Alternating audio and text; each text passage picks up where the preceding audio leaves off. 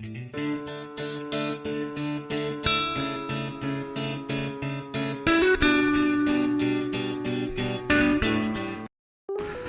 वीरों राम राम, सत श्री अकाल। Welcome to on my channel Krishak Samadhan. आपको कोई भी वीडियो अगर पसंद आए इस चैनल का, उसको लाइक और सब्सक्राइब जरूर कीजिए, उससे हमारा हौसला बढ़ता है। मैं अपने बारे में बताना चाह रहा हूँ। मैं सुधीर कुमार सक्सेना, मैंने MSc एंटोमोलॉजी से जवाहरलाल नेहरू कृषि विश्वविद्यालय जबलपुर से किया है। साथ में मुझे 20 साल का अलग अलग कंपनियों में, राष्ट्रीय तथा बहुराष्ट्रीय कंपनियों में काम करने का एक्सपीरियंस है। इसलिए मैं पिछले 20 सालों से किसानों से जुड़ा हूँ, उनकी समस्याओं से अवगत हुआ हूँ। आज हम बात करेंगे मक्का के विदेशी कीट के बारे में बात करेंगे, जिसका नाम फॉल आर्मीवॉर्म है। फॉल आर्मीवॉर्म का इसका वैज्ञानिक नाम है स्पोडोप्टेरा फ्यूजिपेटा। इसका जो ऑर्डर या गण लेपिडोप्टेरा है, फैमिली या परिवार नोक्टुडी तथा संघ या फाइला में इसका ऑर्थोपोडा है। यह कीट बहुत ही खतरनाक कीट है। अगर इसको सही कंट्रोल नहीं किया तो 5 से लेकर 100% तक का नुकसान करता है। मक्का के अलावा ये अलग कई फसलों पे लगता है, जिसमें हो गया ज्वार, हो गया बाजरा, हो गया गन्ना, हो गया अगेती गेहूँ हो गया। साथ में अगेती गेहूँ के अलावा चारे वाली फसलों पे भी लगता है। सबसे पहले इस कीट की पहचान बहुत ज़रूरी है। इस कीट का जो लार्वा या कैटरपिलर होता है, उसकी पहचान का सबसे बढ़िया तरीका है कि इसके जो अपना सिर होता है या हेड जिसको कहते हैं, उसमें उल्टे वाई के आकार का एक चिन्ह बना रहता है तथा उसके किनारे पे कैटरपिलर या लार्वा के किनारे पे एक चौड़ी धारी होती है। भूरे रंग की सिर से लेके उधर के लास्ट वाले सेगमेंट तक एक चौड़ी धारी होती है तथा उधर के या एब्डोमेन के आठवें खंड पे चार स्क्वायर आकार के धब्बे होते हैं। तो ये इसका पहचान का है, जो इसका कैटरपिलर लार्वा की पहचान है।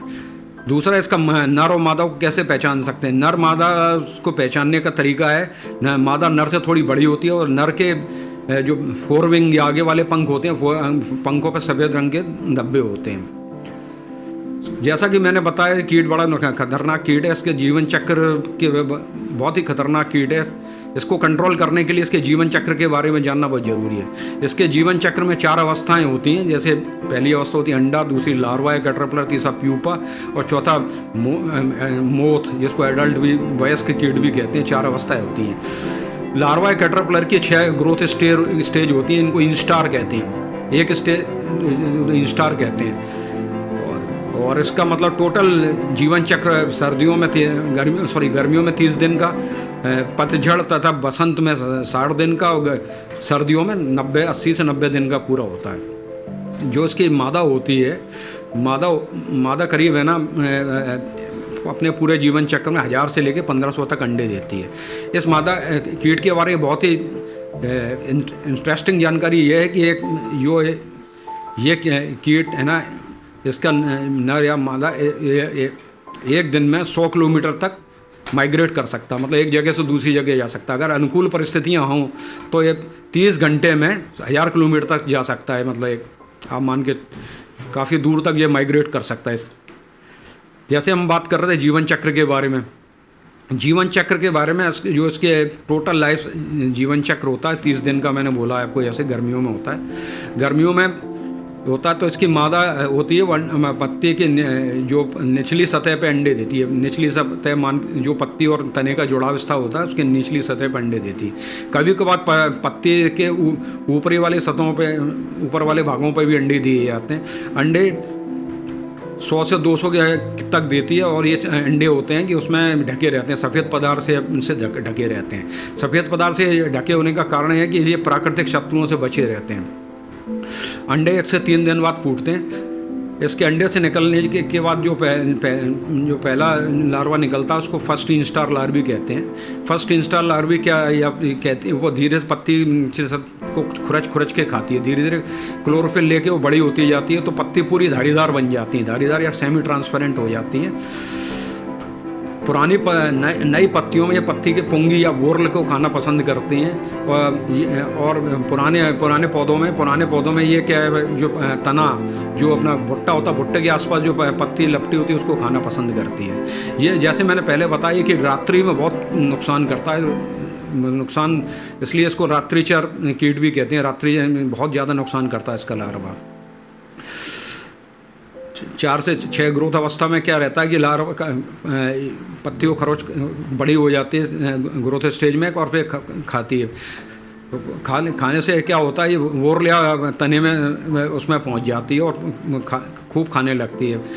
ज़्यादा पत्तियों का खाने से कभी कभार क्या उसके ग्रोइंग पॉइंट को खाने से तो उसकी वृद्धि रुक जाती है मक्का की। और वृद्धि रुकने से क्या होता है कि मतलब उसके कभी भुट्टे भी बहुत कम लगते हैं। और सामान्यतः का 1 या 2 लार्वा या कैटरपिलर भुट्टे में मिलते हैं, भुट्टे की स्टेज। उसके कभी कभी क्या 3 से 4 बार लार्वा या कैटरपिलर मिलते हैं। तो अब ज़्यादा अवस्था अगर कैटरपिलर होंगे तो एक दूसरे को मार के खाने भी लगते हैं ये कैटरपिलर या लार्वा, ताकि उस फूड के प्रति कंपटीशन कम हो। 14 दिन के बाद ये लार्वा कैटर पूरा पूर्ण विकसित हो जाता है और ज़मीन पे गिर पड़ता है। ज़मीन पे गिरने के बाद ये प्यूपेशन या प्यूपल अगली स्टेज में जाने से पहले 2 से 8 सेंटीमीटर ज़मीन में गड्ढा खोदता है और उसमें प्यूपेशन या समाधि अवस्था या प्यूपल अवस्था में चला जाता है। प्यूपल अवस्था या प्यूपेशन पीरियड होती 8 से 9 दिन की होती है।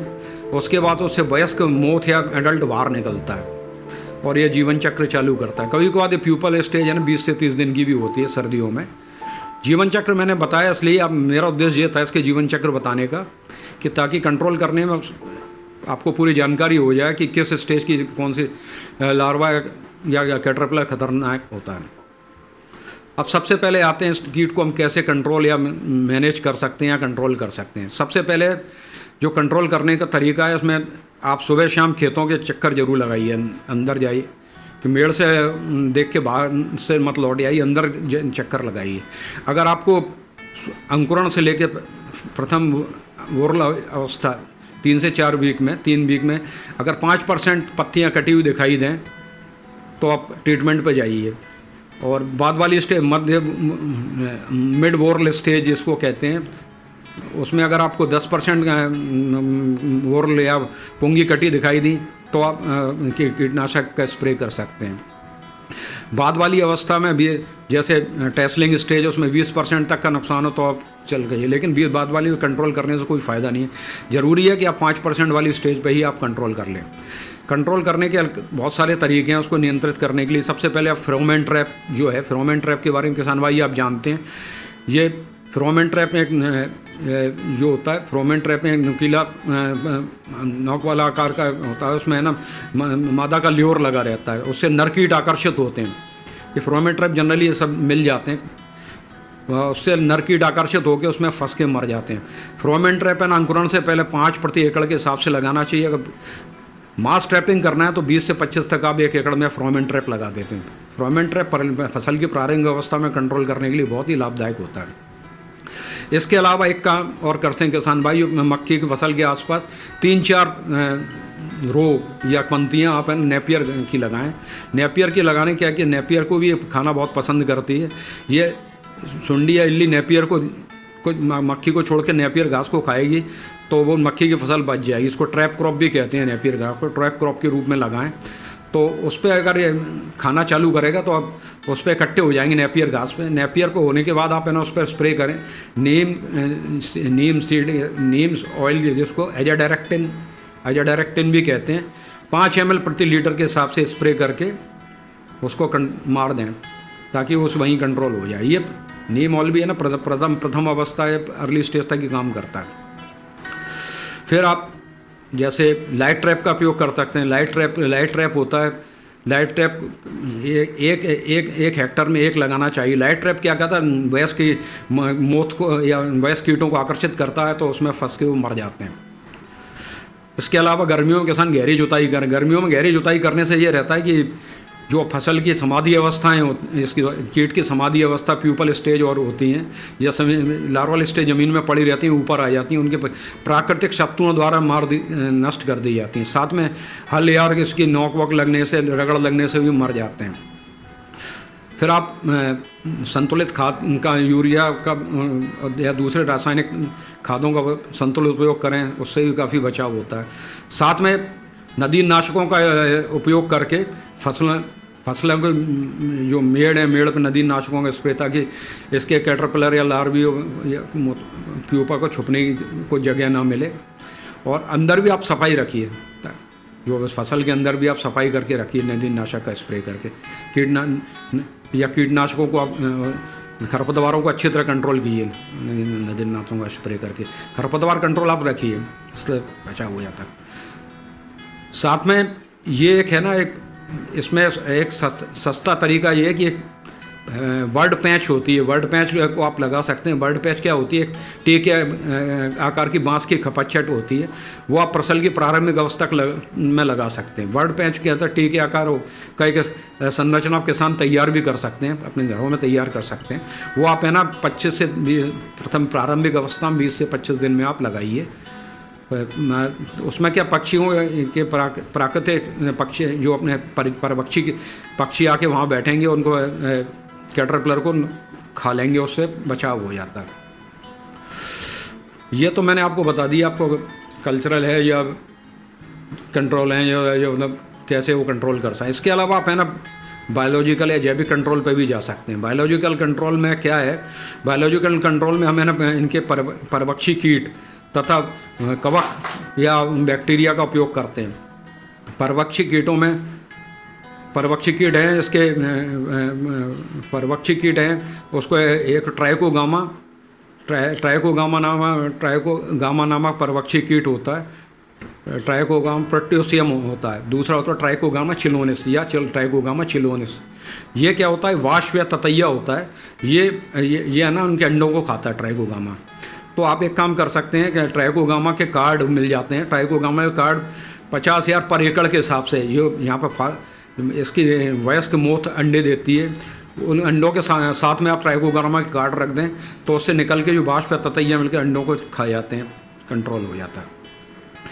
इसके अलावा जैसे पहले मैंने बताया, एंटोमोफेगस फंगस या कीटनाशक कवक होते हैं, जो उसमें बीमारियां पैदा करते हैं। फॉल आर्मीवॉर्म में बीमारियां पैदा करके उनको नष्ट कर देते हैं। तो उसमें कीटनाशक कवक हैं, मैं जैसे बताऊं, उसमें मेट्राइजम एनिसोप्ली, ठीक है, मेट्राइजम एनिसोप्ली है, यही भी एक कवक है। और दूसरा है ब्यूवेरिया वैसियाना और वर्टिसिलियम लेकेनी। ये 3 कवक हैं जो आप इस्तेमाल कर सकते हैं। ये बाज़ार में भी मिल जाते हैं इनको, और इनका है 5 ग्राम प्रति लीटर के हिसाब से आप मिला के आप स्प्रे करें। तो 5 ग्राम प्रति लीटर के हिसाब से आप मिला के आप स्प्रे करेंगे, तो उससे बहुत बढ़िया आपको कंट्रोल मिलेगा। ये लेकिन करना चाहिए तने वोरल में बिल्कुल बढ़िया स्प्रे करना चाहिए पूरा, तब जाके कंट्रोल मिलता है। इसके अलावा कीटनाशक बैक्टीरिया जीवाणु भी आपको उपयोग कर सकते हो। उसमें है बेसिलस थुरिंजेंसिस वैरायटी कोटास की, ये भी बीमारी पैदा करते हैं फॉल आर्मीवॉर्म बीमारी पैदा करके उनको मार देते हैं। तो उसका वेटलेस बीटी या जिसको बेसिलस थुरिंजेंसिस या जिसको बीटी कहते हैं, बीटी का 2 ग्राम प्रति लीटर में के हिसाब से आप स्प्रे करें, और एकड़ में 400 ग्राम प्रति एकड़ के हिसाब से मिला के स्प्रे करने, ये भी बीमारियां पैदा करके मार देता है। जैविक कंट्रोल में जैसे मैंने बताया आपको, एक है मतलब नीम का, मैं पहले भी उपयोग बता चुका हूँ। नीम ऑयल का भी उपयोग कर सकते हैं,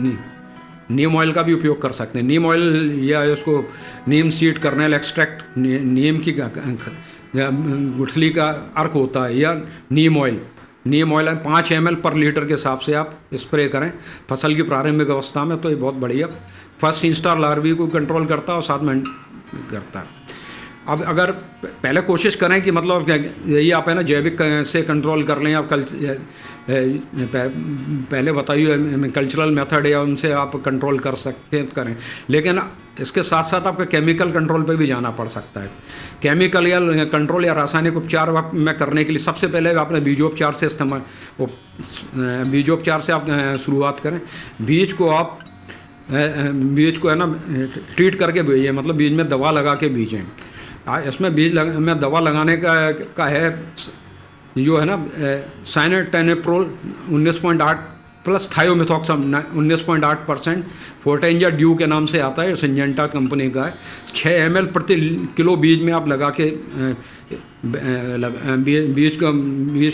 बीज को लगा के आपने ट्रीटमेंट या शोध करके आप लगाएं, ताकि इसका 15 से 20 दिन तक कंट्रोल हो जाता है मिलेगा। 15 से 20 दिन के बाद आपने क्या करना है, जो अंडे से वो निकलते हैं लार्वी या फर्स्ट इंस्टार लार्वी को कंट्रोल करने के लिए, जैसे पहले मैंने बताया नीम सीड कर्नेल एक्सट्रैक्ट या डायरेक्टिन, वो आप है ना 1500 ppm या 5 ml पर लीटर के हिसाब से आप स्प्रे करें। सेकेंड और थर्ड लार्वी जो इंस्टार लार्वी जैसे मैंने पहले बताया, तो उसको कंट्रोल करने के लिए आप क्या करें, फिर आपको केमिकल कंट्रोल पे जाना पड़ेगा, केमिकल फिर स्प्रे कर पे जाना पड़ेगा।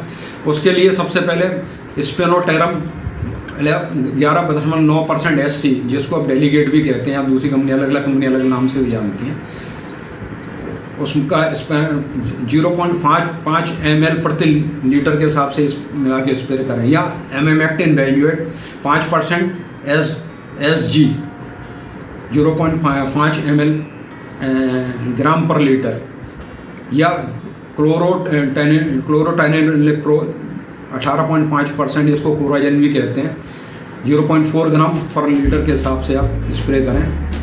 पानी की मात्रा है कि प्रारंभिक 150 से 200 लीटर तक आप जा सकते हो फसल की अवस्था पर निर्भर करता है। इसके अलावा और भी हैं, जैसे अपना स्पाइनोसाइड हो गया, या इसको ट्रेसर भी बोलते हैं, स्पाइनोसाइड 45% इसका व्यावसायिक नाम ट्रेसर भी है, उसको 0.3 ml पर लीटर के हिसाब से आप स्प्रे कर सकते हैं। साथ में आप मिश्रित कीटनाशकों का भी इस्तेमाल कर सकते हैं, जैसे क्लोरोट्रानिप्रोल 9.3% प्लस लैम्डासाइलोथ्रिन 4.6%, जेड-सी इसको एम्प्लीगो भी कहते हैं, ये भी आप 0.4 ml के हिसाब से कर सकते हैं।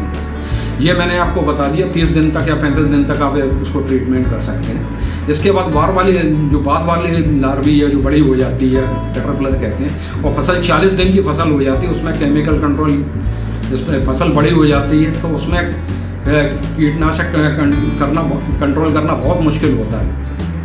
ऐसी अवस्था में आप है ना पॉइजन बेट या विष प्रलोभक का उपयोग कर सकते हैं। पॉइजन बेट बना के किसान अपने घर में भी तैयार कर सकते हैं। पॉइजन बेट बनाने के लिए एमेमेक्टिन बेंजेट 5 ग्राम या स्पाइनोटेरम 5 ग्राम 5 ml, या कोराजेन या क्लोरोटाइनिप्रोल 18.5%, या ये तीनों में से कोई एक ले ले।